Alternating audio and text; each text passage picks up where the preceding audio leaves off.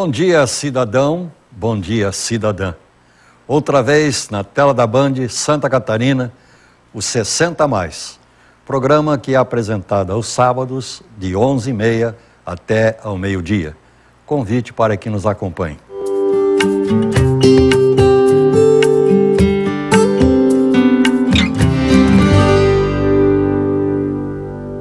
Ele se tornou um problema da terceira idade no Brasil. De acordo com a Sociedade Brasileira de Dermatologia, é cada dia mais comum casos de câncer de pele no país. Mesmo sendo o tipo não melanoma, ele cresce, dói, incomoda e, consequentemente, exige cuidados. Para saber mais e também a forma correta para distinguir entre um câncer de pele maligno de um não ofensivo, convidamos o Dr. Eduardo Arnaud, que é especialista pela Sociedade Brasileira de Cirurgia Plástica. Seja bem-vindo, Dr. Eduardo. Bom dia, muito obrigado, Hugo. Para mim é um prazer estar aqui conversando sobre um tema que é muito importante, que é o câncer de pele. Uma doença silenciosa que acomete hoje milhares de pessoas de maneira silenciosa, que a pessoa acaba depois, muitas vezes, descobrindo já num estágio muito mais avançado. Os acima dos 70, que é a área de abrangência do 60+, esqueceram de se cuidar? Toda lesão de pele, a principal fator que causa a lesão da pele é os raios solares. Então, esse efeito é um efeito acumulativo. É o efeito do raio solar que a pessoa tomou lá quando era criança, adolescente, adulto. Então, quanto mais idade a pessoa tem, mais acúmulo dessa radiação ela vai ter sobre as células da pele da gente. E daí vão ter mais possibilidades de desenvolver esse câncer. Hoje, tem a previsão do INCA, que é o Instituto Nacional do Câncer, que vão ser diagnosticados no Brasil em torno de 182 pessoas com câncer de pele. Por sorte, a maioria, cerca de 98% dos cânceres de pele são tratáveis e são curáveis. Desde que? 1%, que daí já é o melanoma, que daí ele já tem uma taxa de mortalidade. Câncer, a gente sempre fala que informação salva a vida, né? A prevenção é sempre o melhor remédio. Então, fazer a prevenção de uma lesão suspeita e você procurar um médico para fazer esse diagnóstico e o tratamento inicial é fundamental. Como identificar o câncer de pele? É fácil? Então, dos 3 tipos mais comuns de câncer de pele, o mais comum é chamado de carcinoma basocelular, que é um carcinoma que parece uma verruga, uma bolinha geralmente, que dá mais comumente na face, em áreas expostas ao sol, que às vezes até ulcera e não sara e vai ter um crescimento lento e a pessoa vai deixando. Esse tipo de câncer é um câncer que, se tratado adequadamente, retirado ele por completo, a pessoa vai estar curada na maioria das vezes. O problema é que, muitas vezes, as pessoas deixam esse câncer crescer e, às vezes, cresce em regiões de nariz, pálpebra, boca, e que fica difícil depois você fazer uma reconstrução. Quanto maior o tumor, maior vai ser o dano que você causa para remover esse tumor. O segundo tipo mais comum chama carcinoma espinocelular, que é um tumor que acontece mais ou menos uns 19% aí desse grupo, que geralmente é uma úlcera que não sara. Então a população preste atenção, é uma ferida que não sara, passou 4 semanas, está com aquela feridinha que volta a sangrar e não sara, às vezes até melhora um pouquinho, mas depois volta, abre o olho, que isso aí pode ser um câncer de pele. Esse SEC, que é o carcinoma espinocelular, ele já é um pouco mais agressivo do que o primeiro, que é mais comum.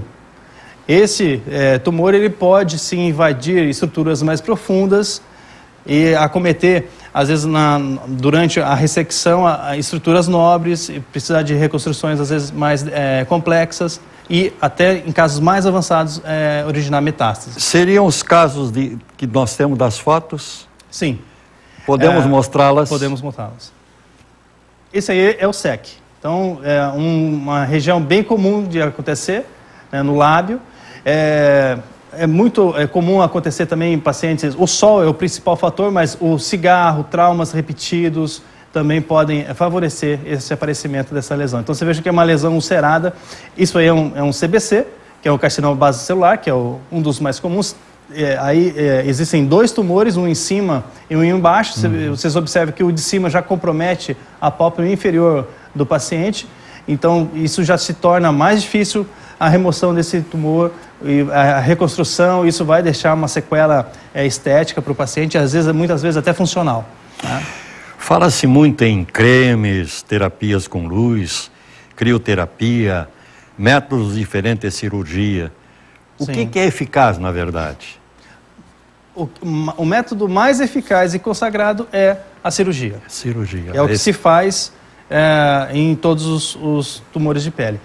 Naqueles tumores que são muito em casos iniciais, desses 2 mais comuns que são menos agressivos, pode-se tentar fazer, às vezes, a crioterapia, fazer uma curetagem, algum outro tratamento menos agressivo, mas, de maneira geral, é mais seguro você remover essa lesão, mandar para análise de um laboratório e nesse laboratório vai vir que as margens estão seguras, que não há lesão residual que foi deixada no paciente, então o paciente está curado.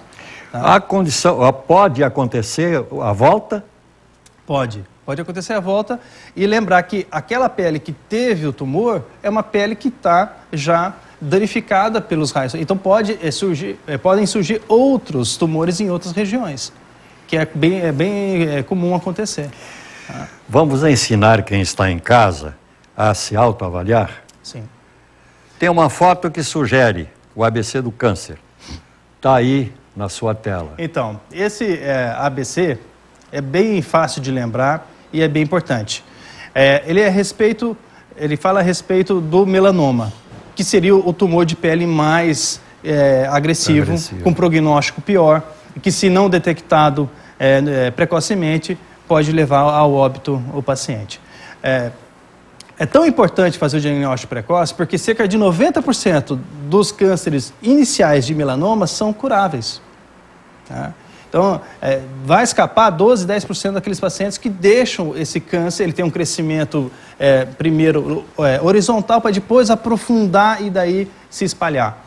Então, o A seria assimetria. Então, para as pessoas não ficarem achando que qualquer pinta pode ser um melanoma, a diferença do melanoma, que é um tumor de pele pigmentado, é que o melanoma ele vai ser, as bordas dele ele tem uma certa assimetria. Se a gente repartir essa lesão no meio, uma metade vai ser diferente da outra. Tá? Difere a cor? O formato. O senhor observa ali um formato de um lado é diferente do outro. Né? Então isso aí seria o A, ele é assimétrico. O outro fator seria as bordas. Então, ele tem uma borda que lembra um mapa. Né? Não é aquela borda nítida que você é redondinha ou que você consegue desenhar sem fazer aquelas quebras que geralmente a lesão apresenta que está sendo mostrado ali. Então, prestar atenção nas bordas. Então, bordas mal definidas, irregulares. O terceiro sinal de alerta é o C, que seria as cores. O melanoma, geralmente tem cores diferentes. Se a gente pegar uma paleta de cores, a gente vai encontrar pelo menos 3, 4 cores dentro dessa lesão. Onde um nevus, uma pinta normal que a gente tem na pele, geralmente vai ter uma cor predominante. Outro sinal de alerta é o diâmetro. Então, lesões maiores que 6 milímetros, que tamanho que é 6 milímetros? De uma maneira fácil de se lembrar, 6 milímetros é o tamanho de uma borracha de lápis. Então, uma lesão maior do que esse diâmetro dessa borrachinha de lápis merece atenção. E a evolução.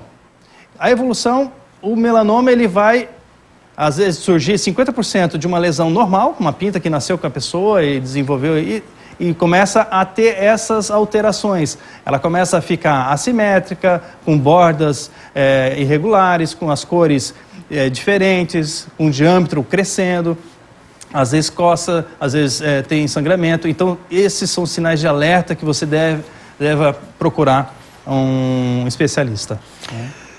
Doutor Eduardo, filtro não precisa nem dizer. Tem que usar, mesmo sendo ainda um tanto quanto caro. Agora, acreditar em roupas é um erro? Elas também funcionam como proteção? Sim. A proteção de uma roupa é uma proteção mecânica, né? Os raios solares não vão bater na pele porque vão ser barrados pela roupa. Depende do que a roupa deixa passar de raios solares. Mas há essa proteção, né? Uma roupa normal, ela tem um fator de proteção praticamente 100. Né? Então, funciona assim.